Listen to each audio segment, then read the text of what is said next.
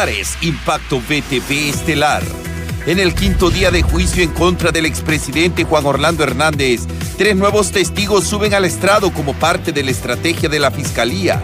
Nuevamente salen a relucir millonarias cantidades de dinero que ascienden a $4 millones. Indignados se encuentran pacientes renales, ya que aparentemente tendrán que pagar sus propios tratamientos. Si nos quedamos donde nosotros decíamos, pues nosotros tenemos que pagar nuestro tratamiento. Se llega a un acuerdo entre empresarios y sector obrero para el incremento del salario mínimo. El sector obrero y patronal, en conjunto con el gobierno de la República, han llegado a un acuerdo. Así iniciamos Impacto VTV Estelar, el poder de la noticia.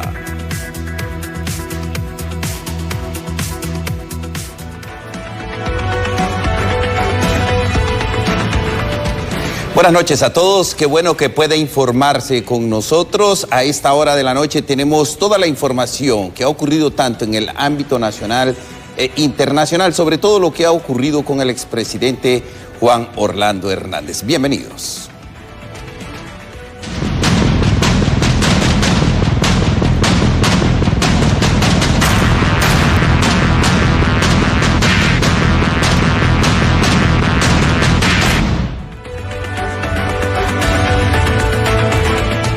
Inicia la semana y con ello el curso del juicio en contra del expresidente Juan Orlando Hernández. 3 testigos han subido al estrado, ambos, o los 3 mejor dicho, especialistas que explicaron cómo se analizaron los videos, las fotografías, además cómo se trasiega la droga desde Colombia. Repasamos lo ocurrido este día para que usted esté siempre bien informado a través de VTV. En el día 5, fiscales de Estados Unidos presentaron el domingo una solicitud al juez Kevin Castell para bloquear un informe de 36 páginas que presentó la defensa de Ho en torno a las narcolibretas. El fiscal Tarlow: queremos impedir la admisión de este informe, dijo. No está autenticado. El informe hace referencia a la adquisición de un helicóptero. Queremos impedir la admisión de este informe. No está autenticado, señaló el fiscal. Este día subió el tercer testigo, el detective hondureño. Stabile le preguntó: queremos demostrar que Ho está en los libros del ganado. El informe está firmado por la Dirección de Lucha contra el Narcotráfico, el jefe del testigo. Reynoso: es un informe para el fiscal especial contra el lavado de dinero, pero no hice el informe. En donde el juez Kevin Castell ha dicho: excluye el informe por falta de autentificación. Reynoso: le dije a mis compañeros que vi las iniciales de Ho en los cuadernos. El juez Castell rechazó el informe por falta de autenticación que la defensa de Ho quería presentar como medio de prueba. Stabile dijo: queremos demostrar que Ho está en los libros con el ganado. Tanto Reynoso como la Fiscalía de Nueva York concluyeron que los informes de las narcolibretas se entregan sellados. La defensa de Ho está tratando de desvirtuar las iniciales en las narcolibretas al decirle, testigo Reynoso, que ¿consideraste que Ho podría ser Jorge Estrada Hidalgo? Este le respondió: el nombre de Tony también está ahí. Pero el día 1, el abogado defensor, durante la presentación al jurado, manifestó que TH podría significar Tommy Hilfiger. El cuarto testigo, el traductor. Este es un testigo especializado. A las 11 de la mañana subió al estrado el traductor Manuel Prado. El juez pidió que prepararan transcripciones de grabaciones de audio y video. Prado es perito, tiene 35 años de experiencia como intérprete y trabajó 350 horas en el caso con videos, audios y mensajes de texto. Prado se centró en que Hernández se escribió con S en las narcolibretas, a lo que la defensa de Colón le consultó si él podía corregir y respondió que no. Colón demostró que habían errores ortográficos en las traducciones. Prado explicó que si la persona que escribió el informe no está educada, no se corrigen. Ya en horas de la tarde, el quinto testigo, la agente de la DEA, el otro testigo llamado al estrado se llama Jennifer Toll, agente de la DEA, está declarando en el juicio con Ho. Ella de la Guardia Nacional de Arizona, luego en el Cuántico en Virginia. Estuvo presente en las capturas de alto impacto en Centroamérica y América Latina. La Fiscalía interrogó a la gente de la DEA sobre los laboratorios clandestinos, sellos, dosis que tiene 1 kilo y las rutas en Centroamérica. Toll, agente de la DEA, explica que el juicio contrajo que de 1 kilo de cocaína pueden hacerse 15,000 y 35,000 dosis, dependiendo del corte. El 98% de droga de Colombia y Venezuela se mueve por Centroamérica y mostró al jurado las tasas de las rutas, tanto marítimas, aéreas y terrestres. Detalló que la ruta terrestre por Honduras entra por, gracias a Dios, Colón, Atlántida hasta Puerto Cortés. Más tarde, ya para finalizar la tarde propiamente, llegó el testigo, el colombiano Luis Pérez, que es un seudónimo, realmente es miembro de uno de los carteles del Chapo Guzmán. Es colombiano, se dedica al tráfico de drogas. Dijo que 2013 le pagó a la campaña de 2.5 millones de dólares a través de Mario, el segundo funcionario de mayor rango en Puerto Cortés, Honduras. Pérez ha dicho también que Fabio Lobo, hijo del expresidente, y Freddy Nájera, me presentaron a Mario a mediados de 2013, antes de las elecciones. Mario nos escribió pidiendo ayuda económica para la campaña de Jo. También apuntó, Mario pidió $1 millón para la campaña. La proporcionamos en 2 pagos de $500,000. El dinero lo dio Arnulfo Valle, el loco. Arnulfo se reunió con Tony en Copán y llegaron a un acuerdo. En el 2014 la droga la movimos en helicópteros registrados en Estados Unidos y no hubo incautaciones después de esa fecha. Durante el contrainterrogatorio, Colón se centró en que Pérez había obtenido documentos falsos en Honduras con una identidad de un mexicano. Y respondió él, también le pagué a una funcionaria de la Embajada de Israel en Colombia.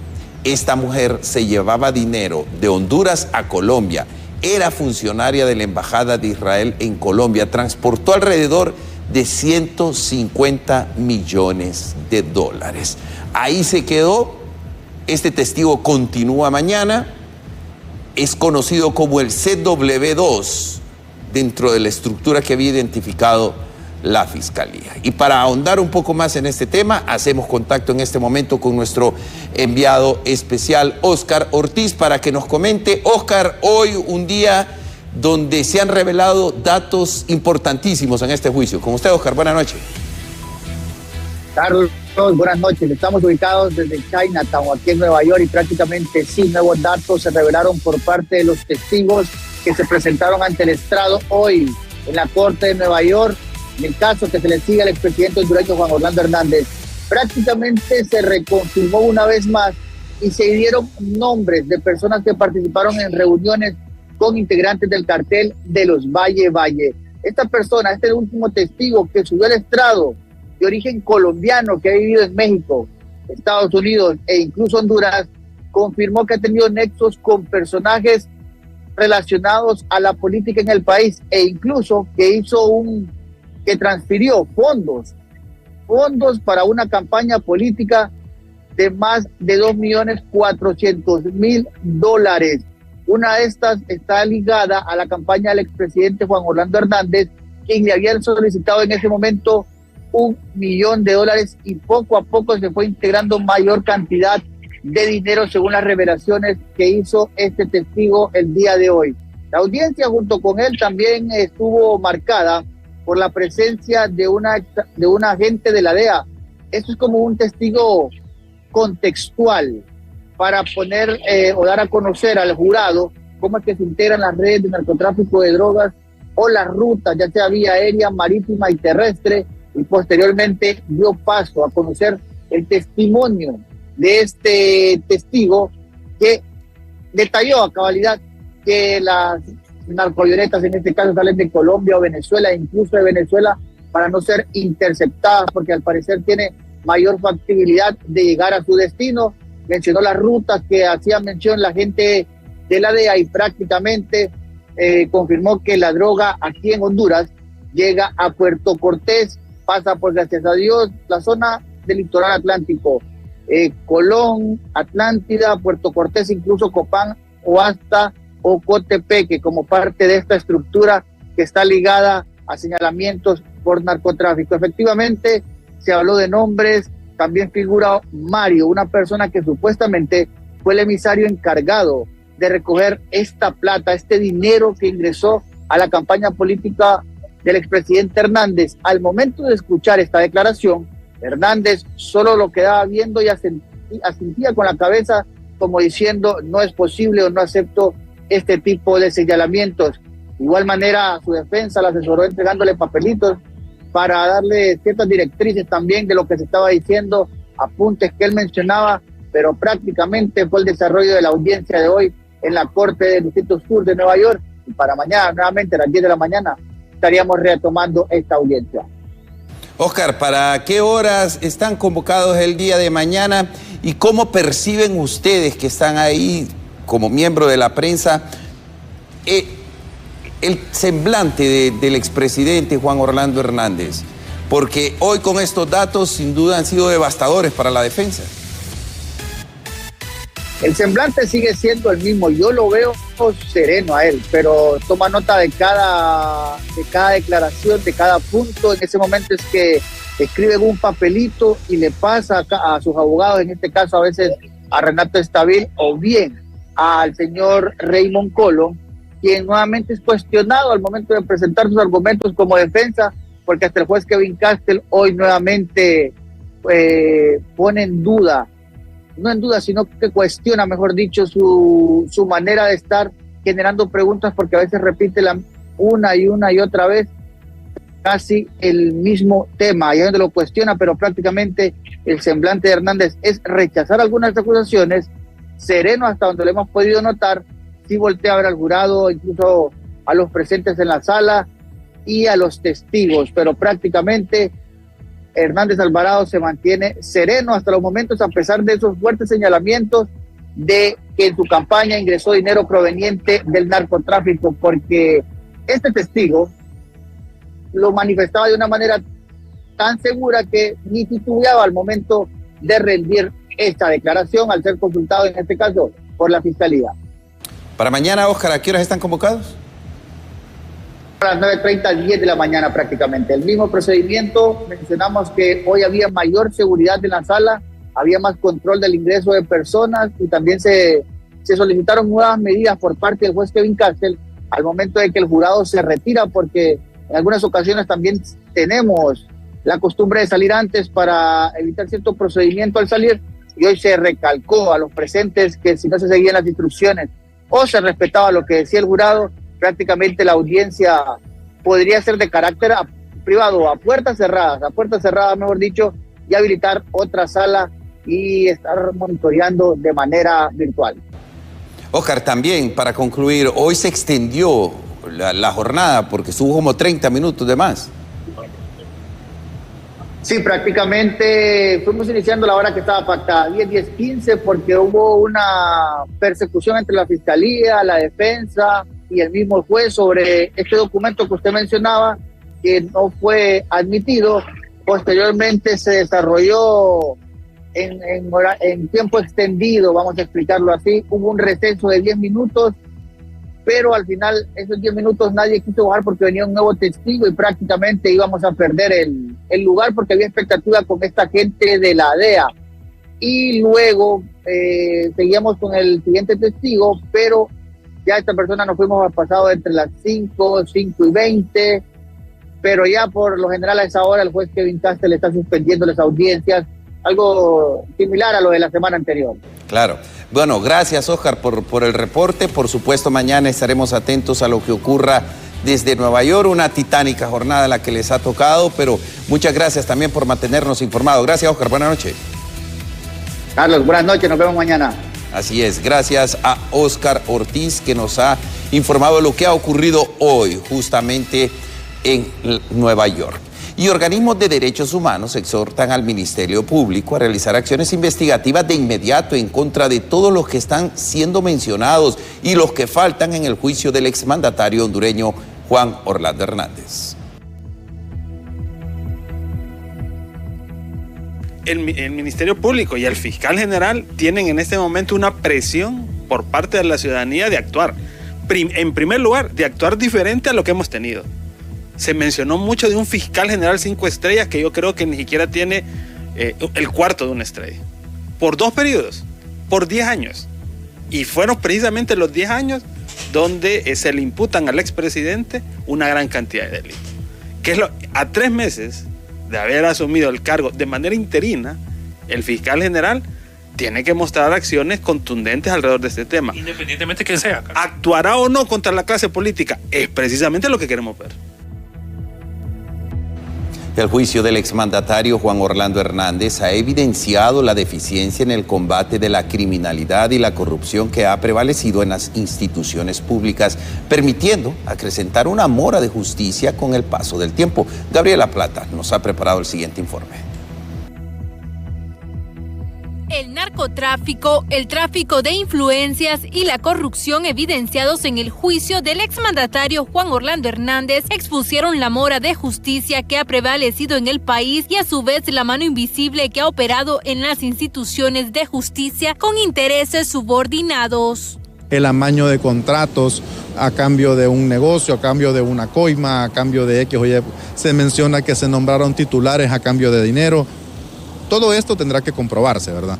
Pero el simple hecho de estar siendo mencionado es por algo. Ni siquiera hemos podido juzgar a personas o llegar siquiera a un tipo de audiencia aquí en Honduras cuando esas mismas personas en Estados Unidos se declararon culpables de haber cometido una actividad ilícita y aquí en Honduras están campantes. Como una vergüenza, defensores legales catalogaron la lentitud y la poca eficacia de los entes promulgores de justicia en el país en los últimos años, ya que aseguran han sido ineficientes para hacerle frente a la criminalidad y corrupción.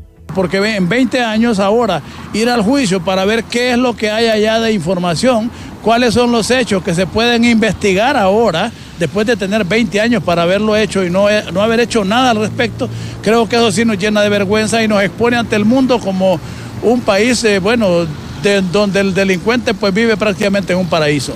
Por su parte, la exfiscal Nilia Ramos expresó que es necesario que las instituciones no estén ligadas a subordinaciones del Ejecutivo, ya que perjudica la acción de oficio que les compete. Porque desde el momento que los políticos ponen las autoridades del Ministerio Público y las autoridades de la Corte Suprema, estamos en retroceso, no vamos a avanzar jamás en una administración de justicia justa.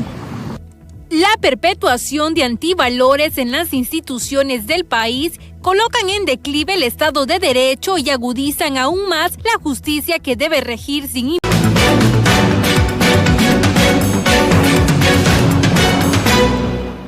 Gracias por seguir con nosotros. Y el abogado penalista Salomón Amador califica que el juicio contra el expresidente Juan Orlando Hernández ya está encaminado a tener una larga condena debido a la cantidad de pruebas y los testigos que están hablando en su contra.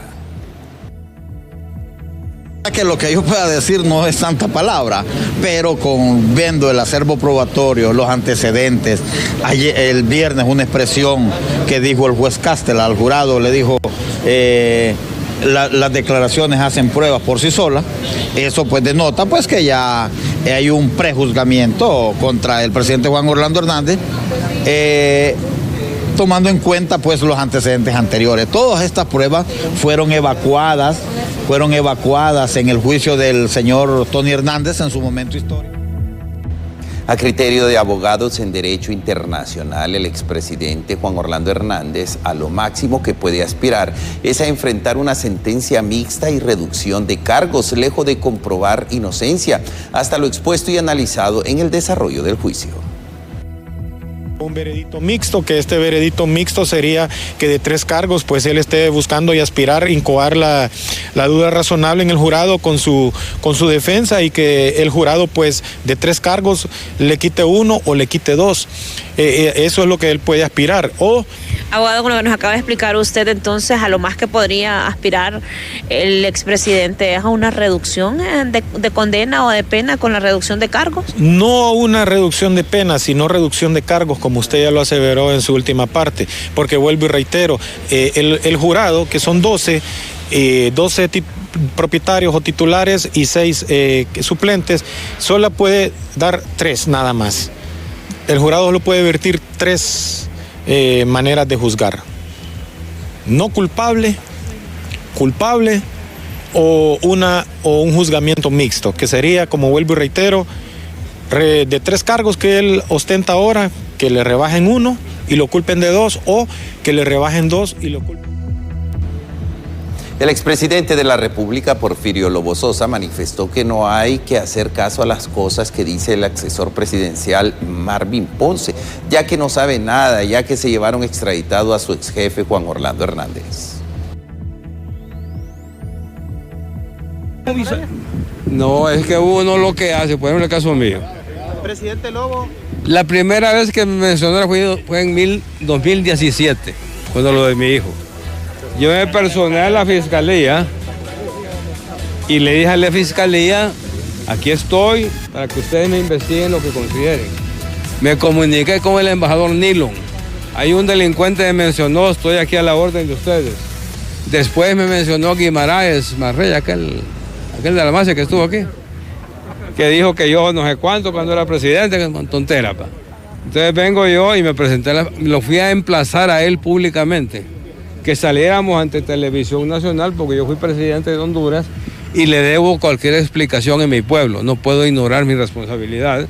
Y la tercera fue cuando vino lo de Blinken, que dijo que había evidencia suficiente, que me habían dado $500,000 cuando estaba en la presidencia de la República para dar contratos. Los informan mal porque el presidente no da contratos.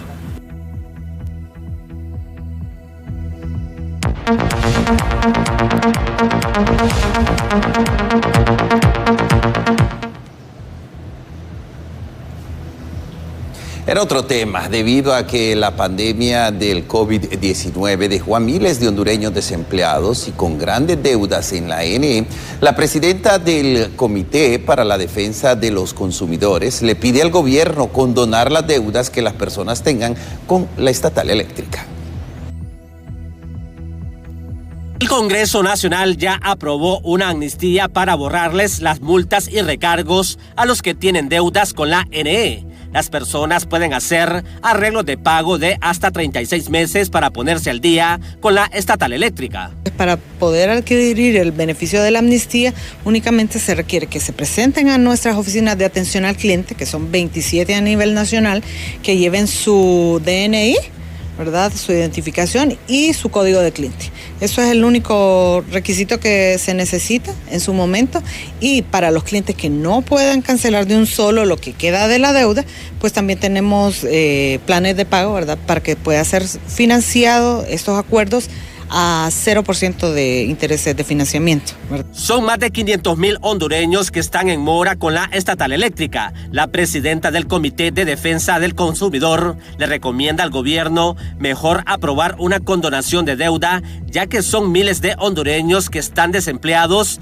y no pueden pagar las elevadas deudas que tienen con la ANE. Bueno, es bueno lo que es la amnistía, pero hay un problema bastante grande cuando mucha de la población, desde la pandemia o un poquito antes, tienen una gran mora con la ANE, y lo que están pidiendo es que realmente se les quite, se les haga condonación, ¿verdad? Yo creo que amerita un buen análisis, porque no podemos también solo estar en condonación y condonación, pero sí, en nuestro país ha sido golpeado con pandemias, con huracanes, ¿verdad? Con la amnistía se espera capitalizar a la ANE con 12,000 a 17,000 millones de lempiras que paguen los más de 500,000 abonados que tienen deudas con la estatal eléctrica. Bien, de los 17,000 millones que se encuentran en mora, pues si se accionaran cerca de 5,000, tendríamos un potencial, digamos, de 12,000 millones que podrían recuperarse a nivel de la morosidad de la empresa. Estamos apuntando mucho a eso e invitando a los clientes a que se aboquen a las oficinas de atención al cliente y que, desde luego, no utilicen intermediarios. Hay personas que también se están aprovechando de esta situación. Todos los abonados que quieran ponerse al día con la ANE deben acercarse a las oficinas de atención al cliente para llegar a un acuerdo de pago con la estatal eléctrica. En cámara, Walter Pérez. En edición, Julio Peña. Les informó Luis Durón. Entre un porcentaje mínimo del 5.5 y un máximo del 7% queda fijado el reajuste al salario mínimo para 2024 y 2025, mientras en el sector maquilador el aumento salarial va desde el 6,5% hasta el 8% dividido en 3 años. Resultó el acuerdo entre la dirigencia obrera, la empresa privada, la Asociación de Maquiladores y el gobierno. Tras meses de negociaciones, por fin se fijó el aumento salarial para los trabajadores del sector privado, el cual es retroactivo a partir de enero y debe ser pagado con los siguientes porcentajes. De 1 a 10 trabajadores, 5.5%. De 11 a 50 trabajadores, 5.5%. De 51 a 150, 6.5%. De 151 trabajadores en adelante, 7%. Es decir, un aumento que oscila según las distintas ramas de actividad económica entre un aproximado de 450 a 1.070 por año. Para el sector maquila, el aumento salarial quedó fijado para los próximos 3 años. Específicamente en el sector maquila de un aumento del 22% dividido en 3 años. Primer año 6.5%, el segundo año un 7.5% y el tercer año un 8%. Además, en conjunto con esto, pues varios beneficios que... La dirigencia obrera aseguró estar conforme con este incremento y la forma en la que será distribuido entre la clase trabajadora. Nosotros consideramos que era lo correcto. En un momento se estaba considerando que si era 3 o 2 años. Nosotros en el sector privado lo consideramos que fuera 2 años y en el sector maquila lo consideramos que fuera 3 años, que era lo más correcto.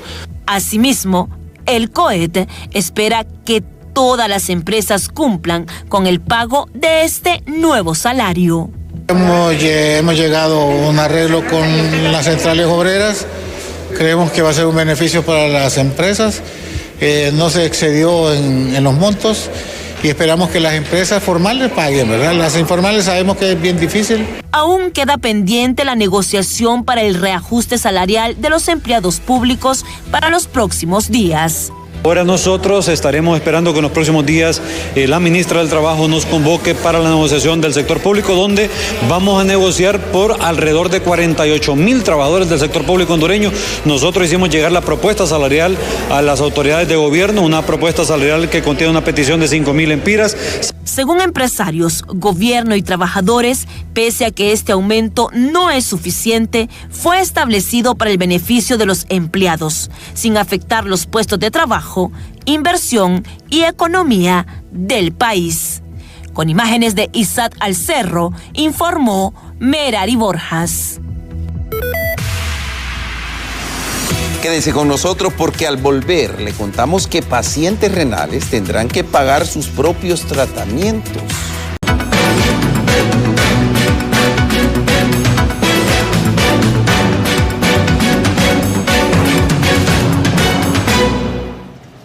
Gracias por continuar con nosotros y para esta semana el gobierno ha decidido absorber el 50% de los incrementos en el precio de cada galón de gasolina regular y el diésel. Esta medida estará vigente por todo el 2024 siempre y cuando los incrementos sean constantes.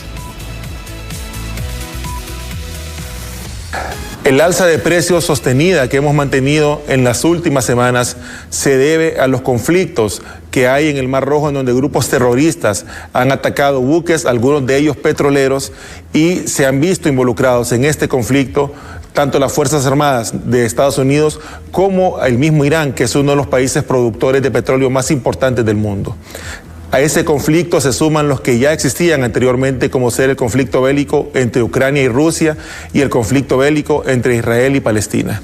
Toda esta suma de conflictos ha venido a afectar el mercado internacional y ha disparado los precios tanto del crudo como de sus derivados hacia el alza. Es por ello que nosotros como país 100% importador nos hemos visto afectados directamente en esta situación. Ante esta serie de eventos, la presidenta Xiomara ha aprobado una serie de medidas para poder aliviar y contener la inflación que genera el alza de precios. Y esta medida que acaba de entrar el día de hoy en vigor es el subsidio al 50% del incremento que se presente en la gasolina regular y en el diésel mientras se mantenga esta tendencia al alza.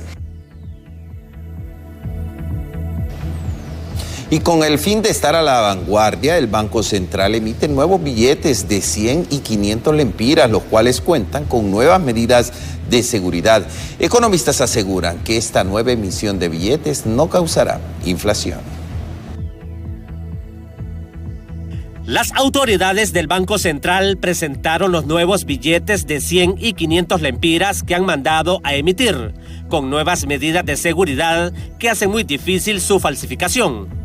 Las medidas de seguridad en general son un hilo de seguridad que es similar al de billete 200, un hilo más seguro, un hilo en 3D, tiene una tinta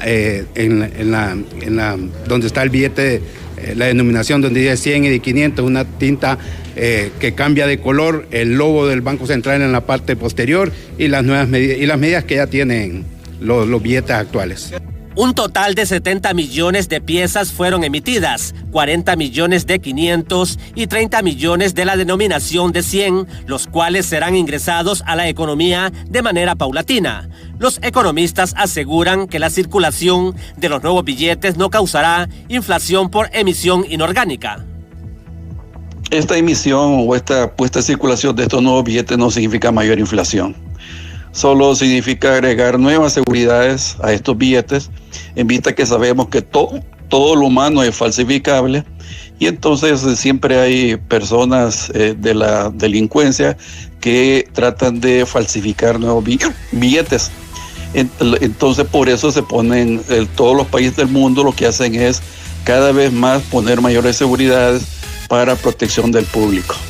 Estos dos nuevos billetes comenzarán a circular en el país a partir del 1 de marzo, los cuales sustituirán a los que estén en mal estado. Por eso lanzamos un billete que viene a cubrir las necesidades de demanda de la población, poner también claramente que esto no implica mayor inflación, en ningún momento se habla de emisión inorgánica de billetes, simplemente es la actividad normal que realiza el Banco Central como autoridad monetaria.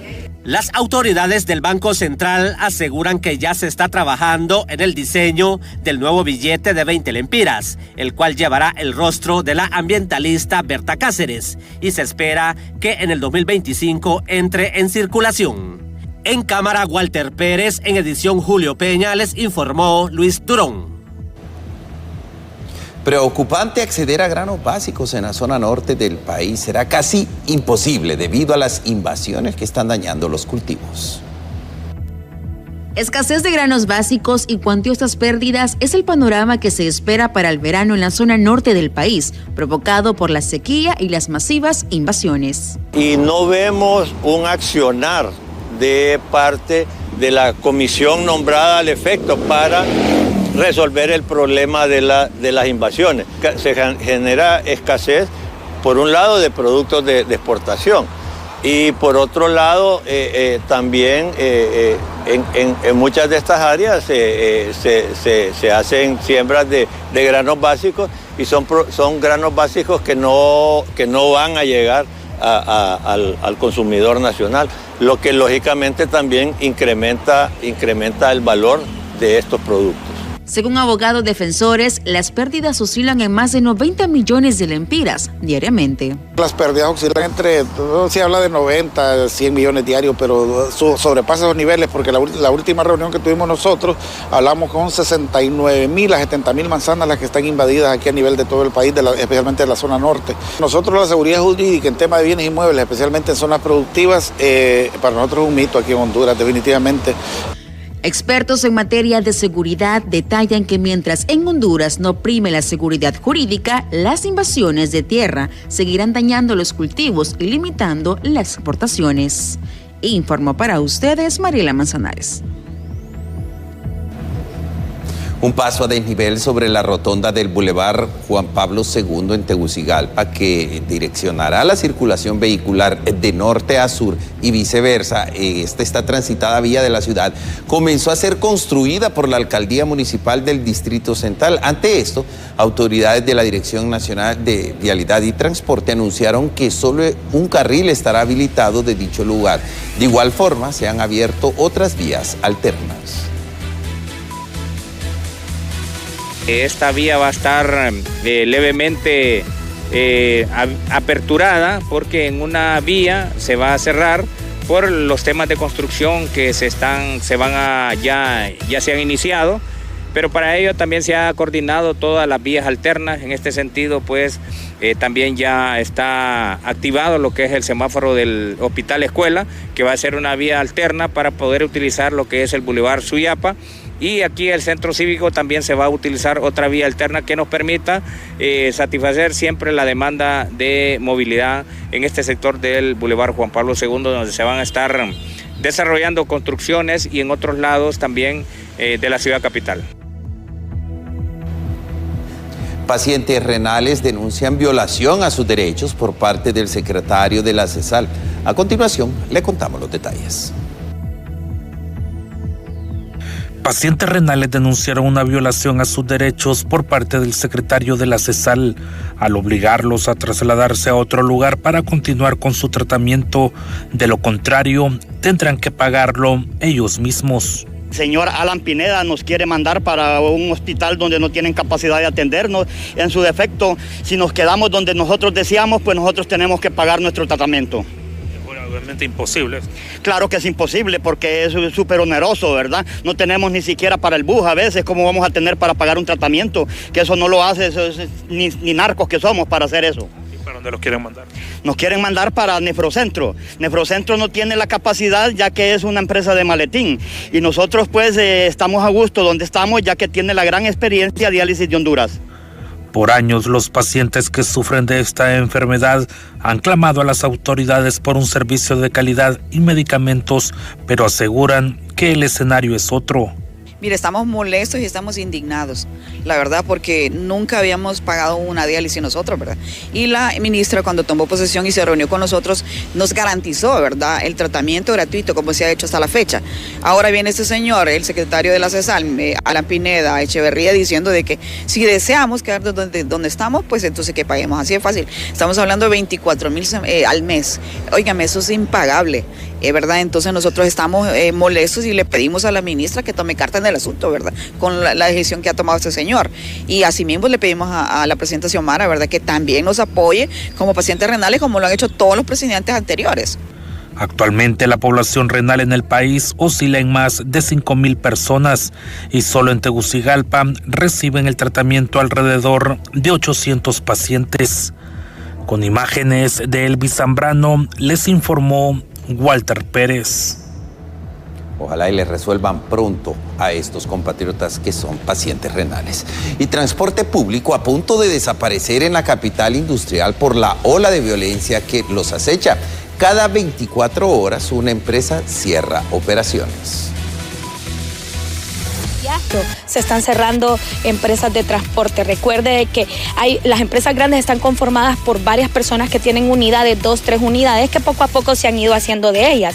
Y entonces viene también el Instituto de Transporte Terrestre y pide mordidas para que las unidades sigan transitando. Aparte de todo esto, no hay un plan del gobierno que se esté poniendo en acción ni capital destinado para inyectarle a este rubro. Entonces usted poco a poco, aquí en San Pedro Sula ya no ve rutas y no saben ya qué hacer, no sabemos ya qué hacer, todo va para arriba poco a poco y la gente se está quedando sin la opción del transporte público.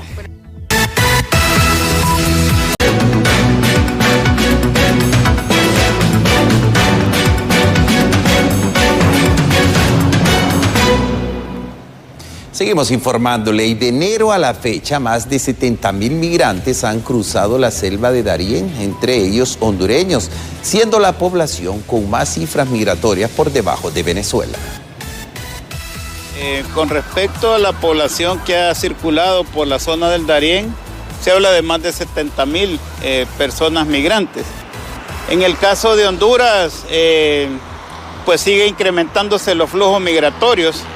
En el caso de México, nosotros aparecemos después de la población venezolana en segundo lugar en número de personas migrantes en tránsito por México.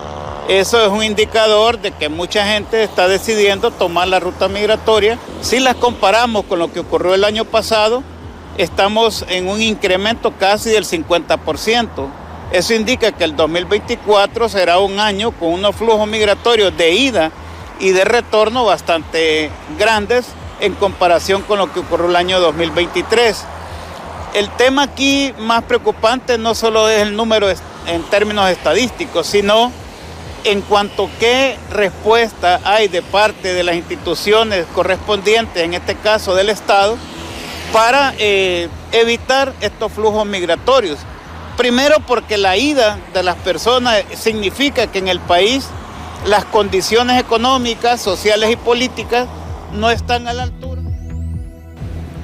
La directora de Casa Alianza, Cándida Sauceda, cuestionó el interés del gobierno para actuar en pro de las necesidades que afectan a cientos de niños a diario, quienes constituyen el 30% de toda la población.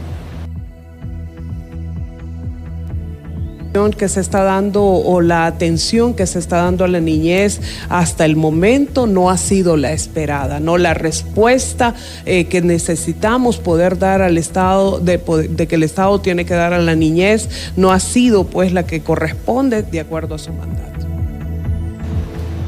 La falta de consensos en el Congreso Nacional mantiene al aire el nombramiento en diversas áreas del Estado. Ante esto, algunos analistas consideran que aunque los diputados estén en sus curules, continúa la parálisis legislativa por no tratarse temas de interés nacional. A un mes de haberse instalado la tercera legislatura del Congreso Nacional y retornar a una relativa normalidad, los diputados mantienen en el aire los temas que causaron la crisis en ese poder del Estado, como nombramientos en el Tribunal Superior de Cuentas, Unidad de Política Limpia, Instituto de Acceso a la Información Pública y la ratificación o elección de los fiscales general y adjunto del Ministerio Público. Realmente es preocupante.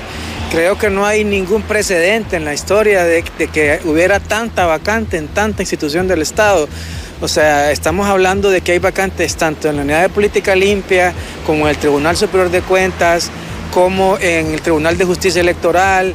En fin, son bastantes las unidades que están sin nombrar. Algunas inclusive solo tienen 1 de 3 que deben ser, y es lamentable. Por su parte, parlamentarios reconocen que el atasco en estos temas primordiales es responsabilidad de todos los partidos políticos y aseguran que para esta semana se finiquitarán los temas de alta relevancia que continúan pendientes.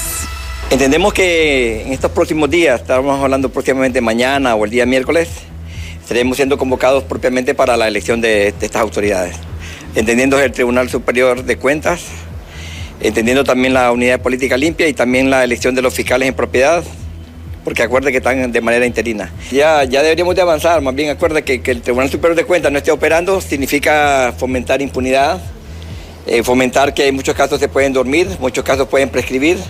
Eso está en juego también en esta situación ahorita. Para expertos en sociología, la falta de consensos que impera en el hemiciclo legislativo trajo desencanto a la población, algo que sin duda traerá consecuencias para los políticos. Es el desencanto que tiene la población. Ya la población está harta de estar viendo esta situación de discrepancia política, de este zafarrancho en el Congreso Nacional, y que de alguna u otra manera esto va a pasar secuelas enormes en los siguientes procesos electorales. Entendidos en el tema plantean la posibilidad de que algunas decisiones dependan de lo que ocurra en el juicio contra el expresidente Juan Orlando Hernández, pero abogan para que las personas a quienes se nombren en los cargos que permanecen acéfalos sean individuos capaces y lo más independientes políticamente posible. Con imágenes de Rigoberto Escobar, les informó Cintia López. La delegada adjunta del Comisionado Nacional de los Derechos Humanos, Yumila Díaz, instó a la Secretaría de Derechos Humanos a iniciar los avances para activar los mecanismos de protección para grupos vulnerables, incluidos periodistas y abogados. Mecanismo Nacional de Protección de Defensoras y Defensores de Derechos Humanos, que se reactive el mecanismo para que funcione de una manera eficiente y eficaz en un 100% para dar aquella protección de derechos humanos y salvaguardar la vida y la integridad física de los defensores y defensoras de derechos humanos. En 3 zonas del país, el Banco Nacional de Desarrollo Agrícola aprobó la instauración de 3 agencias que servirán como red de apoyo a los agricultores y productores de granos básicos.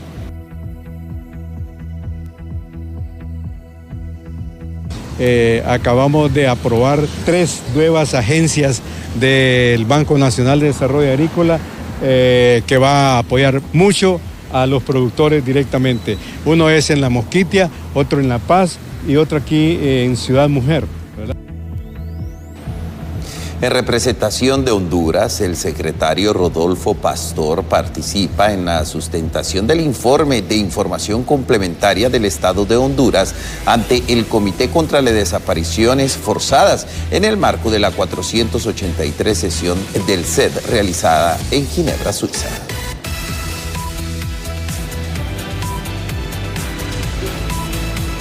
El movimiento Patria y Justicia denunció que existen intentos de coacción a los profesionales del derecho previo a las elecciones del Colegio de Abogados de Honduras, puesto que hay circulares de instituciones del gobierno que promueven a un candidato.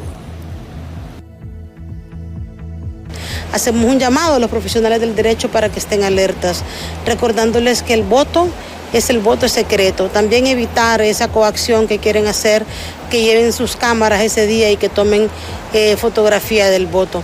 Recordemos que somos la última voz de Honduras, que somos la última voz que le queda a nuestro país para defender la Constitución de la República, sus leyes y su soberanía. Rafael Alegría dijo que hay que refundar el Colegio de Abogados. Nos preocupa eso, porque el Colegio de Abogados siempre ha sido totalmente independiente y sí, nuestra finalidad como miembros del Colegio de Abogados. Con el objetivo de crear conciencia en la población acerca de los incendios forestales, las autoridades del Sistema Nacional de Riesgos lanzan la campaña Honduras Libre de Incendios Forestales, en donde se menciona que anualmente se invierten entre 1.000 y 1.500 millones de lempiras para combatir los incendios forestales, que en un 90% son provocados por el ser humano. Un estimado de 1.500 millones de lempiras se invierten anualmente en la lucha contra los incendios forestales. Así lo dan a conocer las autoridades del Sistema Nacional de Gestión de Riesgos, que en un 90% de estos incendios son provocados por la mano del hombre. Nosotros tenemos una claridad. Nosotros como institución, por ejemplo, tenemos recursos, 74 millones de lempiras para contratación de personal, capacitación, pero la capacidad del Estado que se dispone para la temporada de combate de incendios forestales es arriba de 1.000 a 1.500 millones de lempiras. Solo todo ese desplazamiento que hace las Fuerzas Armadas, logístico y de personal y todas las instituciones y los recursos institucionales que no están cuantificados, ese costo. Y una hectárea de bosque afectada por incendio forestal provoca una pérdida más de 250 millones de lempiras. Y es que el gobierno, a través de estas entidades representadas en SINAGER, lanzan la campaña Honduras Libre de Incendios Forestales, de cara a un año que apunta a ser de los más secos y calurosos de la última década. Lo que nosotros buscamos con esta campaña es dar un mensaje contundente desde el gobierno y decirle a la población en general que el 90% de los incendios se producen por personas y muchos de ellos por manos criminales. Entendiendo esa estadística, está en nuestra mano disminuir los incendios forestales. Esperamos al final de esta campaña presentar a la población en general esos logros que se han obtenido. ¿Cuántos casos se han investigado de parte de bomberos, que cumple un rol importante como conocedor en materia de incendios? ¿Y cuántos casos se han presentado ante el Ministerio Público y cuántos casos se han judicializado? Y así demostrar que con los bosques no se va a jugar. El único propósito de reforzar los esfuerzos que viene haciendo el Instituto de Conservación Forestal y toda la CONAPROFOR, que lo único que busca es hacer conciencia, cuidar el medio ambiente y también cuidar los bienes materiales, porque con los incendios hay pérdidas millonarias y lo que se busca es pues que obviamente las personas no pierdan sus patrimonios. La mayor problemática radica en la limpieza de solares y áreas de cultivo mediante el uso del fuego, mencionan las autoridades de SINAGER, y es que a la fecha, sin haber iniciado el verano a plenitud, ya se reportan más de 120 quemas en diferentes proporciones sobre el territorio nacional. Con cámaras de Jesús Sánchez, les informa César Euceda. Así llegamos al final de este informativo. Les invitamos a que estén pendientes. Mañana desde las 6 de la mañana, levántese con nosotros porque tenemos toda la información, todo nuestro equipo de reporteros diseminado en todo Honduras para poder llevarle los detalles. Por favor, síganos en las redes sociales, búsquenos como PTV. Que tengan una bendecida noche. Hasta mañana.